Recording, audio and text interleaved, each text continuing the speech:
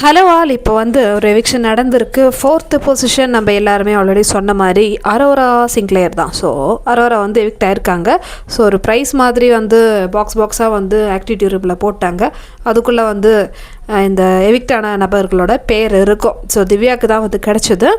யாருன்னு பார்த்தா அரோரா. எதிர்பார்க்கவே இல்லை, நான் வந்து தேர்டாக வருவேன் அப்படின்னு நினச்சேன். நீ தேர்டுன்னு சொல்லலையே, நீ டைட்டில் வின்னர் தானே சொல்லி சுற்றிட்டு இருந்த அரோரா. அப்புறம் என்ன அது டீன்னு வந்து தேர்டுன்னு சொல்கிற? வெளியே வந்து அரோரா கொடுத்தாங்க பாருங்க ஒரு ஸ்பீச்சு. இவன் இந்த அளவுக்கு அழகு ஒத்துமையாக இருக்காளே, அந்த மாதிரி ஒரு ஸ்பீச். அவங்க நல்லா தானே பேசுவாள், நல்லா வாழைப்பழம் மாதிரி பேசுவாள், நல்லா குழன்னு. ஸோ அடுத்த 40 வருஷத்துக்கு நான் வந்து இப்போவே வந்து காசு சேர்த்து வைக்கிறேன். என்னோடய லைஃப் வந்து அடுத்த 40 வருஷத்துக்கு எப்படி இருக்குன்னு நான் இப்போவே வந்து டிசைன் பண்ணுறேன். சரி, என்னம்மா பண்ண போகிற வெளியே போய் அப்படின்னு கேட்டால், நான் வந்து படிக்க போகிறேன். நான் வந்து 3rd பொசிஷன்லேயாவது வருவேன்னு நினச்சேன். ஆனால் பரவாயில்ல, எனக்கு இதுவே ஓகே தான் அப்படின்னு சொல்கிறாங்க. பரவாயில்லையா, உன்னை வந்து இந்த பொசிஷனுக்கு எடுத்துன்னு வரத்துக்கே வந்து விஜய் டிவியும் ஹோஸ்ட்டு வந்து என்னெல்லாம் பாடுபட்டாங்கன்னு தெரியுமா?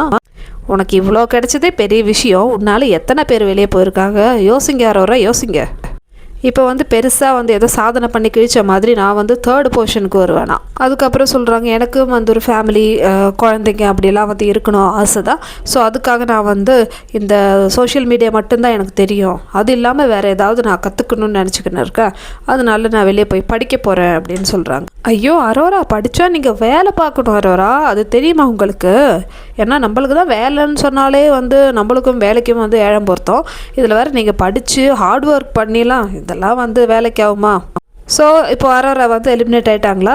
இதில் வந்து இன்னொரு சம்பவம் நடந்தது. என்னென்னா, கமருதீன் ஸ்டேஜுக்கு வந்தாங்கல்ல. ஸோ அந்த டைமில் வந்து இப்போ ஹவுஸ்மேட்ஸ் எல்லாம் வந்து காமிக்கிறாங்க. கமருதீன் வந்திருக்கா அப்படின்னு சொல்லிட்டு உள்ளே இருந்து இந்த 4 பேரும் வந்து அப்படியே வந்து வாய் பழக்கிறாங்க. ஸோ உடனே வந்து நம்ம அரோரா அக்கா வந்து, கமருதீன் எப்படி இருக்க, நான் உன்னை மிஸ் பண்ண, ஐ மிஸ் யூ ஸோ மச்ன்னு சொன்னாங்க பாருங்க. அடிப்பாவி, நீ எப்போ கமருதீனை மிஸ் பண்ண? நாங்கள் தானே பார்த்துட்டு இருந்தோம் அந்த மாதிரி இருந்தது. ஸோ அதுக்கு வந்து கமருதீன் செம்மையாக ஒரு ரெஸ்பான்ஸ் கொடுத்தாரு. சொல்லிட்டு ஒரு மாதிரி வந்து கிண்டல் பண்ணுவார்ல, மிஸ் பண்ணிட்டாலும் செம்மையாக இருந்தது கமருதீனுக்கு. பரவாயில்ல, இந்த பீஸ்க்கு வந்து வெளியே போய் எல்லாமே வந்து தெரிஞ்சிருக்கு. அதான் கமருதீனோட 2 பெஸ்ட் ஃப்ரெண்ட்ஸ் இருக்காங்கல்ல. ஸோ அவங்க எல்லாமே வந்து சொல்லி புரிய வச்சுருக்காங்க. இப்போயாவது புரிஞ்சா நல்லது.